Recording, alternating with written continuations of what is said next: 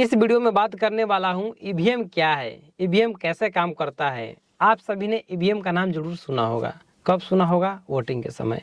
दोस्तों, लोकसभा का चुनाव आने वाला है, इसके बाद विधानसभा का भी चुनाव आएगा। दोस्तों चलिए शुरू करते हैं और बताते हैं ईवीएम क्या है, कैसे काम करता है, इसका प्राइस क्या है। सभी बातें, सभी जानकारी इसी वीडियो में शेयर करने वाला हूँ। इस चैनल को सब्सक्राइब कीजिएगा यदि आप सब्सक्राइब नहीं किए होंगे तो, क्योंकि इसी तरह का वीडियो अपलोड करता हूँ इस चैनल पर। तो चलिए शुरू करते हैं। लोकसभा और प्रदेश विधानसभा चुनावों में ईवीएम के उपयोग से मतदान से लेकर मतगणना तक चीजें आसान हो गई है। इतना ही नहीं, ईवीएम ने चुनाव करवाने का खर्च भी बहुत हद तक कम कर दिया है। हमारे देश में सालों भर कहीं न कहीं चुनाव होते रहते हैं। इस प्रकार भी ईवीएम का महत्व काफी बढ़ गया है। दोस्तों, ईवीएम के बारे में कुछ और जानने से पहले आपको यह जानना बहुत ही जरूरी है कि ईवीएम क्या है।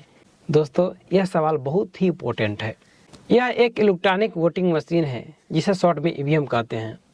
एक पोर्टेबल इलेक्ट्रॉनिक उपकरण है जिसका इस्तेमाल चुनाव कराने के लिए किया जाता है।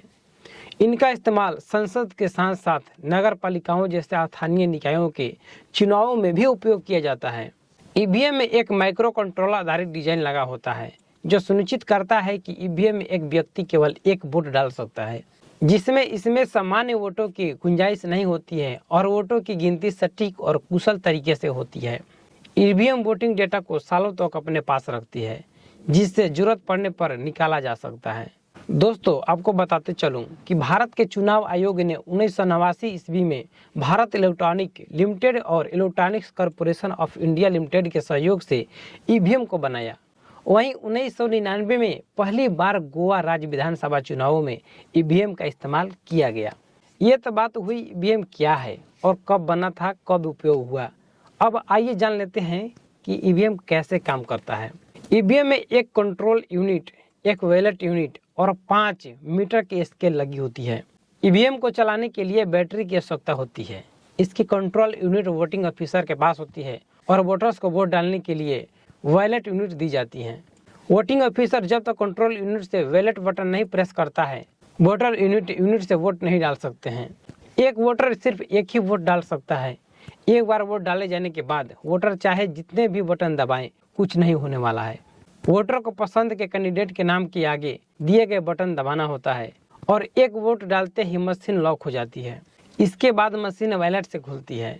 वैलेट यूनिट तब तक काम में नहीं लाई जा सकती है जब तक वोटिंग ऑफिसर इसके लिए परमिशन न दे दे। अब अगला सवाल है, कोई भी जो वोटर होगा वह पूछेगा कि ईवीएम में वोट कैसे डाला जाता है। दोस्तों, आपको बताते चलूं कि ईवीएम में बैलेट पेपर नहीं दिया जाता है, बल्कि कंट्रोल यूनिट के प्रभारी मतदान अधिकारी कंट्रोल यूनिट पर बैलेट बटन दबाकर एक बैलेट जारी करते हैं। फिर वोटर अपनी पसंद के उम्मीदवार और चुनाव चिन्ह के सामने बैलेटिंग यूनिट पर नीले बटन को दबाकर अपना वोट डालते हैं। एक सवाल और भी महत्वपूर्ण है जो कि आपके परीक्षाओं में भी आ सकती हैं। एक यूनिट से कितने वोट डाले जा सकते हैं, इस तरह का भी सवाल हो सकता है। दोस्तों, निर्वाचन आयोग द्वारा उपयोग की जा रही एक ईवीएम अधिकतम 2000 वोट रिकॉर्ड कर सकती है। अब आइए जानते हैं ईवीएम उपयोग करने का लाभ क्या है। दोस्तों, इसका फायदे हर कोई जानना चाहता है। दोस्तों, इसमें अवैध मतदान की आशंका नहीं रहती है। पहला लाभ तो ये है। पेपर बैलेट सिस्टम में इनवैलिड वोटिंग की खूब शिकायत होती थी। आज नहीं, इसके पहले जब होता था, कई बार तो प्रत्याशी ने जितने वोट के अंतर से जीत दर्ज करते थे, उससे ज्यादा संख्या में इनवैलिड वोटों की संख्या होती थी। इस कारण शिकायतों का पूरा लाइन लग जाता था और हमला मुकदमेबाजी तक पहुंच जाता था। लेकिन ईवीएम ने इसकी गुंजाइश खत्म कर दी। अब मतदाता अधिक प्रामाणिक और सटीक तरीके से अपने पसंद के उम्मीदवारों को वोट दे सकते हैं। ईवीएम के उपयोग से प्रत्येक चुनाव के लिए लाखों मत पत्रों की छपाई की जा सकती है, क्योंकि प्रत्येक मतदान केंद्र पर प्रत्येक मतदाता के लिए एक मत पत्र के बजाय प्रत्येक मतदान केंद्र और बैलेटिंग यूनिट में सिर्फ एक मतदान की जरूरत होती है, यानी कि एक मत पत्र की जरूरत होती है। इस कारण कागज, छपाई, ट्रांसपोर्टेशन, स्टोरेज और डिस्ट्रीब्यूशन के खर्चे में भारी कटौती हो जाती है। ईवीएम से गिनती की प्रक्रिया बहुत तेजी से होती है, जबकि पारंपरिक बैलेट पेपर पर आदमी औसतन 30 से 40 यानी कि घंटों के बाद चुनाव परिणाम आते थे। अब एक ईवीएम से औसतन 3 से 5 घंटे के अंदर रिजल्ट आ जाया करते हैं, क्योंकि यह जल्दी काम करता है। एक और भी सवाल यहाँ पर ले लेता हूँ कि ईवीएम की कीमत क्या होती है। दोस्तों, ईवीएम जहाँ बनते हैं, जो कंपनियाँ बनाती हैं, उसके कीमत का भी एक सवाल खड़ा होता है, वो कीमत भी शेयर करती हैं। दोस्तों, एक M2 ईवीएम होता है जिसकी कीमत 8,670 से 9,000 रुपये तक होती है। वहीं एक M3 ईवीएम होता है जिसकी जो कीमत है 17,000 रुपये पड़ती है। भारी संख्या में ईवीएम बनाने से ज़्यादा पैसे खर्च होते हैं, लेकिन इससे हर चुनाव के लिए लाखों में मतपत्रों की छपाई, ढुलाई, भंडारण आदि मामले बहुत तेजी से बचते हैं।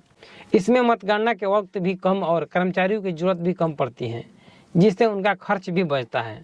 दोस्तों, इस वीडियो में ईवीएम के बारे में पूरी जानकारी बता दिया हूँ। यदि आपको यह वीडियो अच्छा लगे तो लाइक करें, शेयर करें। यदि आप रीड करना चाहते हैं, पढ़ना चाहते हैं ऑनलाइन, तो इसके बारे में मैं एक आर्टिकल लिखा हूँ जो कि वेबसाइट हिंदी.com पर प्रकाशित है।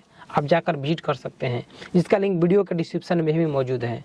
यदि आप ऑल गवर्नमेंट जॉब का नोटिफिकेशन प्राप्त करना चाहते हैं तो हॉट सेट वेबसाइट पर जरूर जाइए। तो चलिए मिलते हैं नई वीडियो में। धन्यवाद।